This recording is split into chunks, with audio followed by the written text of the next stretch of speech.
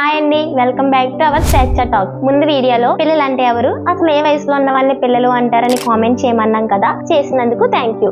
18 సంవత్సరాల కన్నా తక్కువ వయసులో ఉన్న వాళ్ళందరినీ కూడా పిల్లలు అనేసి అంటారు. ఇప్పుడు మీ శరీరం యొక్క ప్రాముఖ్యత గురించి తెలుసుకుందాము. ముందుగా ఒక విషయాన్ని మీతో చెప్తాను. రాధా అని ఒక 10 సంవత్సరాల అమ్మాయి ఉండేది. తను ఎప్పుడు ఏమని ఫీల్ అవ్వేదంటే, నేనేమీ అంత స్పెషల్ కాదు, నాలా చాలా మంది ఉంటారు అనేసి అనుకుంటూ ఉండేది. నిజానికి తననే కాదు, చాలా మంది ఇలానే ఫీల్ అవుతూ ఉంటారు. చెప్పాలంటే నీ శరీరం నీది, చాలా ప్రత్యేకమైనది.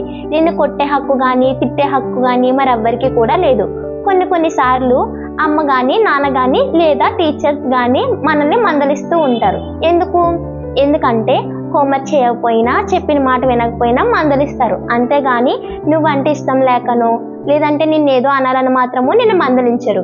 దీన్ని బట్టి రాధాలా ఎప్పుడు కూడా మీరు ఫీల్ అవ్వకండి. మీ శరీరం మీది చాలా ప్రత్యేకమైనది. మరికొన్ని విషయాల గురించి మన ఛానల్ని సబ్స్క్రైబ్ చేసుకోండి, లైక్ చేసి మరికొంతమందికి షేర్ చేయండి. Thank you.